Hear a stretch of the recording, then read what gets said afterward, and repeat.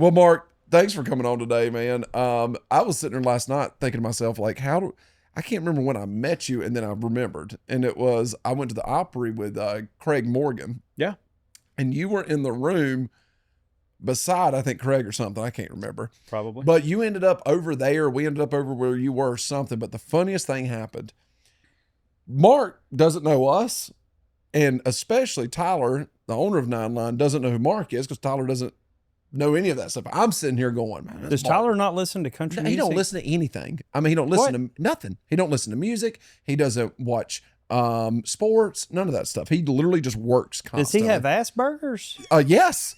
Yeah, very much so. Well, that makes sense. Yeah. You say weaponized autism. This man has autism. Like it is insane. But it's like the Elon Musk of the veteran world, you know. We're there. We're going to get to the musician side here in a little bit. I think we all have a little bit of that. Oh, 100%. But Mark told a joke that I love to this day, where you come up behind Tyler, not knowing who Tyler is at all, and you grabbed him from behind, which Tyler don't like. He smells Tyler, and he goes, "You smell different when you're awake." And Tyler, I can see Mark just looked at him, and Mark just doing this number, and he walks away. Now Tyler's giggling a little bit, and he goes, "What the hell was that?" Like, I'm mad, but I'm happy at the same time. Yeah, that's Mark Wheels. And ever since then, Tyler's absolutely loved him. He goes, "Hey man, if he's willing to do that," he goes, "This is my new favorite country singer." Yeah, man. Sometimes you got to catch people off guard. Yeah. You know? And then kind of found out you knew all the same people he knew and everything else. Yeah. We had a lot of mutual friends in the military and all that kind of stuff. And so we'd shared a lot of stories, from those guys. And so it was just kind of funny. And then, I think, don't quote me on this, but I think that same night, I had somebody at the Opry with me that was from Tyler's former unit. That's what it was. And we put those two guys together. That's how we ended up in y'all's room. And that's what it was. They started talking. And so that kind of bridged the gap between me sniffing Tyler and him thinking, okay, he's okay to be around. Yeah. Because it's, when you catch somebody off guard, sometimes that's a positive and sometimes it ain't. You gotta be ready to just hang on and ride the bull. Right, absolutely. Whatever's gonna happen. I'm getting ready to get my butt whooped here. Yeah. Or whatever. But it was funny. And that night at the Opry, I think they were just ready for all of us to leave when that one was over with. There's a lot of funny stuff that happens at backstage. Every time I've ever been there's just a cast of characters backstage at the Opry. Yeah. There always is. There's I don't think there's ever a time, rarely, very rarely, is it ever just kind of dead backstage. No. There's always kind of a unique group of characters back there. Like, this year for my birthday, I was out over here at the golf course over at Old Hickory, and I went over and John Daly was over there, and John and I have been friends since like 70 something? Shut up. No, 1993. Something? Oh, yeah. I was Roger Staubach in my backyard. Nice car, by the way. Thank you. You have one of those. I do have one of those. I'm sorry, I wasn't trying to step on your story. No. He's just like, if you want to interrupt me, we'll just go straight to you. You got one you of know them, what I'm talking about. Yeah. John and I have been friends since like 1993, and I'll tell you that whole story if you want the whole story. Love it. But we got time to fill, brother. I need you to talk. Okay, fair enough.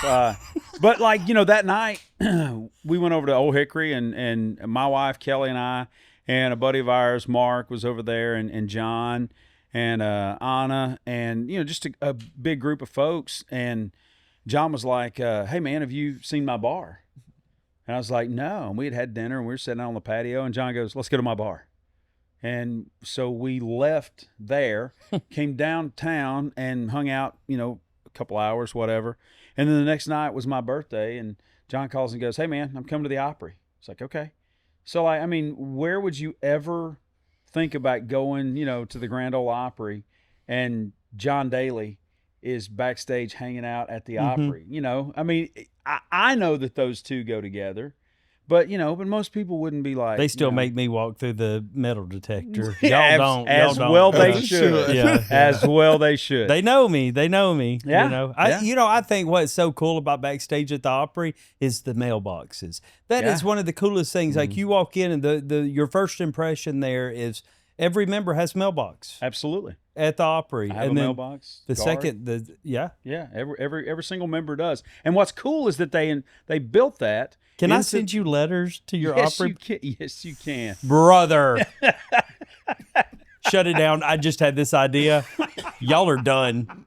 Y'all are cooked. Yeah. Brother. This is not good. Oh, When I open signing a y'all letter up for subscriptions. When I open a letter and white powder comes pouring out. I don't send anthrax. No. Yeah. Don't. You please knew don't exactly do that. where my mind went, didn't you? I've already got something that we used to do to my friends for. Yeah, for let's the just neighbors. let's keep that under wraps. This is no, behind the scenes. No. Stop right now. No, we won't do Stop anything right that'll get. now. We're not going to jail, and we won't make you lose your religion. Okay, fair enough. We won't ruin your reputation yet. Yet. So what we used to do was this: we'd take our buddy, and we would sign him up for some pornography. Oh, that's where my mind went, Yeah. brother. I know where. But hold on. You just move the address one thing over. So it would have Justin Nunley's name on it. 123 next Main door Street. neighbor. Oh my God. And it would go to next door 123. It would go to 124. So now Justin Nunley has this magazine that's gotten delivered to his neighbor's house of this pornography that the neighbors now got to take back over to his house. That's genius, brother. Oh, That's so wrong. we've been doing this since the late 90s. So That is epic. So I will tell you, and this is horrible, but we had and I don't remember exactly where it was, but I know where we were. We were in Vegas. And when you go down the street and they flip those cards at you, we collected a bunch of those cards one time. This is years ago, and put them in our buddy's briefcase to go home. So he got home and I guess his wife went to clean out whatever was going on and found all these, those things. So, yeah. Oh, man, those are easy ones, too, because what you do is right before you get to the airport, hey, man, I'll take your bags, especially at work. I'll take your bags. I'll go put them in the truck. Nobody does that anymore at Nine Line because we'll put an object in there that a female enjoys with maybe a bottle of shampoo. So now your bag's packed. We put the object in there right on top with a bottle of shampoo. It goes through the TSA thing. They're going to pull you to the side. You're standing there in front of everybody, and they open up this bag, and there's just this thing right on top. They have to open the bag. Oh my God! In front of everybody at TSA, and you're standing there looking at them with this thing in the suitcase. Yeah, I see. That's why I never hang out with y'all. Right there. That's the Small doses. Controlled environment. That's That's why we always meet at the Waffle House. Yep. There's no paparazzi at the Waffle House. Nobody gets in my truck. I don't get in anybody else's truck. The only time I've hung out with Mark Wheels outside of this studio right now is at Waffle House. That's true. That's funny, and I'm just now putting two and two together. You're smart, brother. Just very smart. There you go. The best thing. Never once have I said, "Hey, y'all come over to my hotel." Yeah. Yeah, or come to my house. Come over and hang. Yeah, come on over. The best statement he ever Never made. once. Best statement he made last night was, all this nonsense, get it out tonight. 'Cause Yeah. if it comes out tomorrow, I'm getting up and leaving. He said, y'all need to get this out of your system tonight because I'm getting up and leaving if y'all start this. Hey, honesty is the best policy. I was not going to walk in here and get ambushed. Put it on the altar of Waffle House. Absolutely. That's where we're going to leave it. Absolutely. If we can have this discussion at Waffle House with the 4 kids behind us with their iPads going at 100 dB, then we can handle it. But I wanted to go hand my AirPods out to the needy last night. I ain't even lying. I had some in my pocket, but I don't know which one to give them to. well, they were know? the 2 directly behind me had, I don't know what they were watching. Bluey or something. I mean, Yeah. I mean, Probably why Dora. why do you have 2 4-year-olds in the Waffle House at midnight? Oh, it was You know? late, wasn't it? It was. it was was very midnight. late. Yeah, we got out there about 11 o'clock. And they didn't we? were completely ignoring the kids. Oh, Well, Who knows? It's a school night. Well, we I'll can tell cut you that out because Mark's on the episode. That's probably not a good place to go with Mark. Oh, I already Um, went through those jokes in my head and went, no, this ain't that. So Yeah, you use thought the that same one. thing, didn't you? Can't Yeah. say that one. We're just going to pull that one back. That's like me and Scott out here, you know. Oh, my goodness.